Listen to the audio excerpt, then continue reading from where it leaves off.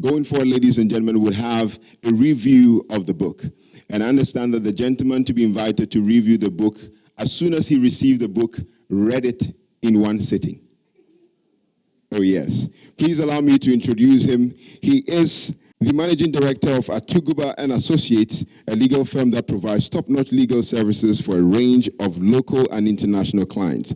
He is also co-founder of the Legal Resources Center, a human rights and development organization in Ghana, of which he has previously been the executive director. He currently is the dean of the School of Law of the University of Ghana and is also a senior lecturer who teaches in constitutional law, administrative law, Ghana legal systems and method, jurisprudence, governance, and human rights. Last but not the least, he has also gone through Harvard and taught there together with Monash University of Australia and has become also a visiting scholar of the University of Nottingham in the UK. Ladies and gentlemen, please let's receive with a huge round of applause, Dr. Raymond Atuguba.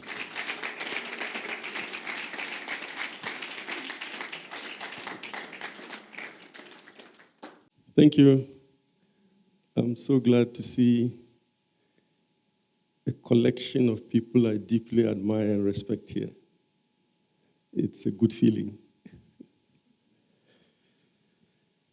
So there are few people in life that I love completely. Taaka is one of them.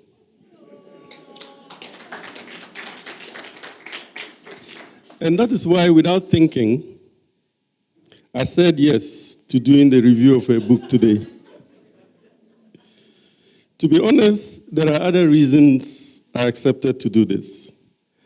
After knowing and working with Taaka for a few years short of 2 decades, it's been that long, I was certain that her output, as always, will be no less than excellent.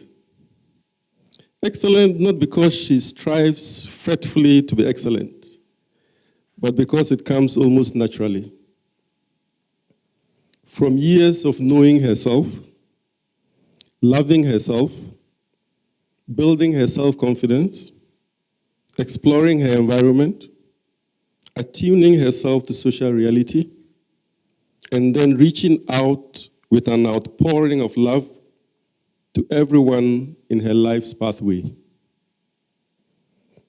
And she is my mentor too.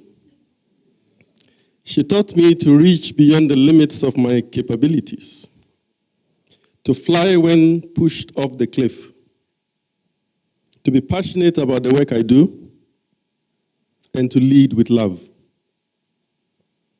And so whilst I was studying for an MBA in Gimpa some time ago,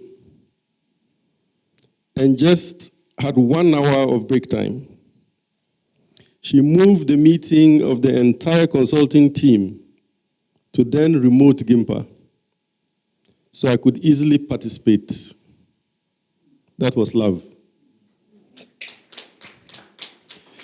But when we were together at Akusumo some other time, to facilitate a planning meeting of a quite high-level board of governors, she told me after the introductory session in the morning that I was on my own for the rest of the weekend. That was pushing me off the cliff and hoping that I will fly. I believe I did. And that too was love. 3 weeks ago, I returned a missed call. He introduced himself as someone I should know.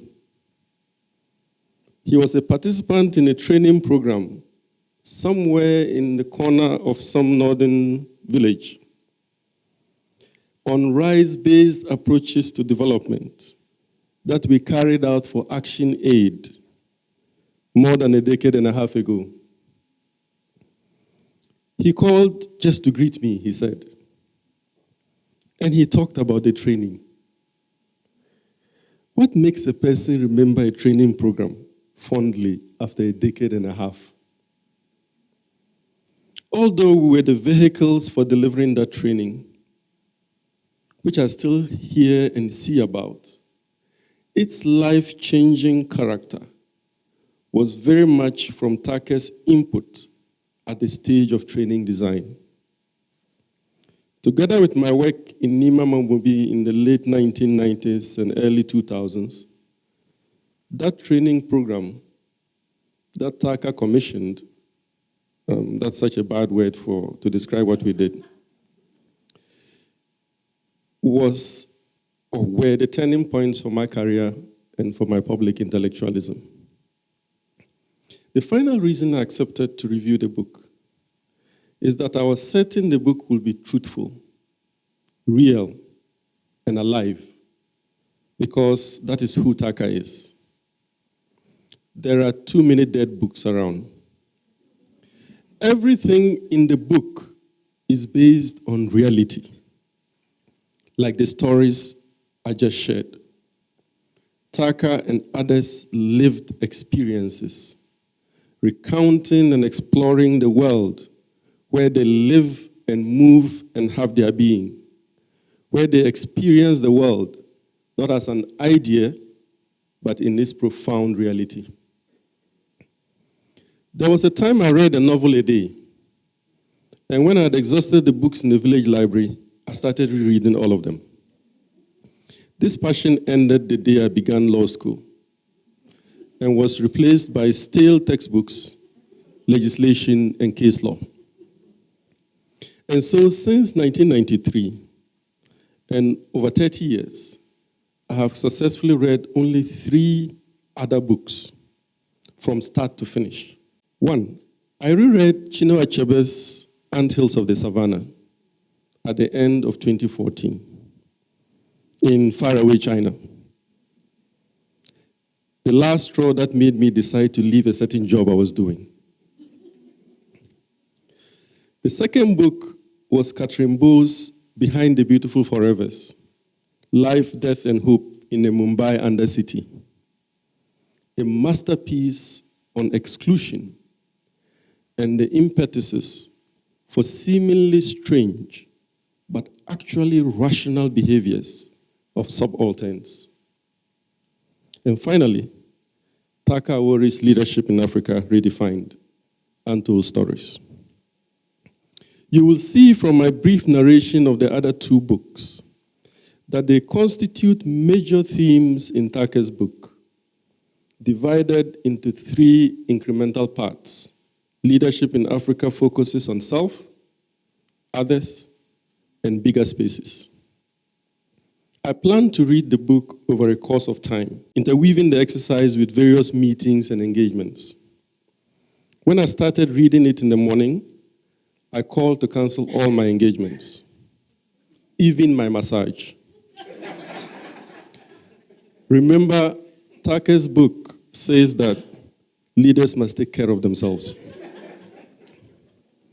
I finished the book of 250 pages, according to my Font 14 printout, in one sitting, or lying. This is the real definition of unputdownable.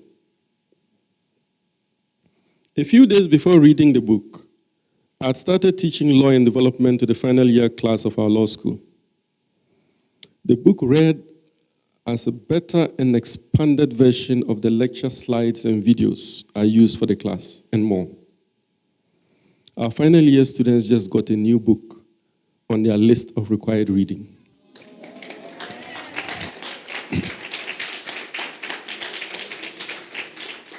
Leadership in Africa Redefined is essentially Taaka, and I know she would not like to hear this. Hardworking, smart, driven, beautiful, creative, innovative, passionate, fun, kind, loving, pouring out her lifeblood into a book that is so real, so practical, so easy to read, it can make leaders just like her. Leaders who would, like her, travel to the border of Burkina Faso to stay in a village compound house with a family as part of her induction as Country Director for Action Aid International. And for those of you like me who, as leaders, constantly stray, the book has good news. Even that can be a learning curve. And what makes leaders great, she says, is not that they do not stray. It is that they course correct. A powerful instrument Taaka uses for the book is the list of incisive, even uncomfortable questions. In fact, for me, they were a bit frightening. That pop up at crucial junctures of the conversation she is carrying on with you as you read the book. When I arrived at these questions, I could literally see the movement of her hands and the look on her face as she asked them. Movements and faces her staff and colleagues, past and present, are too familiar with. The one weakness in the book that I identify is this, and this is a very selfish take. Although she constantly points to it, I wished for more and more examples of the enervating task for leaders to lead nations and organizations with politics and economics and societies and cultures that are no longer ours. And the various ways this shoves leaders into decisions that are inimical to all of us. If this statement is incomprehensible, it is not your fault, it is mine. Yes, she discusses the quicksands at page 55 and following, but I just needed more. To conclude, let me read excerpts from the book that struck me. When Taaka pushed me off this cliff, I landed in the hands of Doreen Bafo, who is now my coach. And I see she's here. So initially I had 30 quotations, but she would stress me out in our next session if I were to read all these 30 quotations. So I have cut them down to about 6. So the first quotation, and all this is from the book, and I'm quoting, "Leadership is grounded in a person's commitment to doing the inner work necessary to become someone others want to follow." Leadership is grounded in a person's commitment to doing the inner work necessary to become someone others want to follow. That's at page 5. 2, the source of my influence had to be who I was as a person. I had to lead by example so that people would follow, not because they had to, but because they wanted to. Pages 17 to 18. 3, ultimately, my leadership journey has been shaped by 2 key factors: my willingness to do the inner work to become a better person, and my desire to serve and positively impact Africa.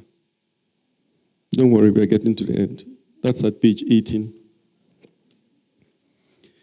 These leaders and their stories remind us that leadership from the inside out is possible in Africa, and that it is already making a difference in transforming this continent.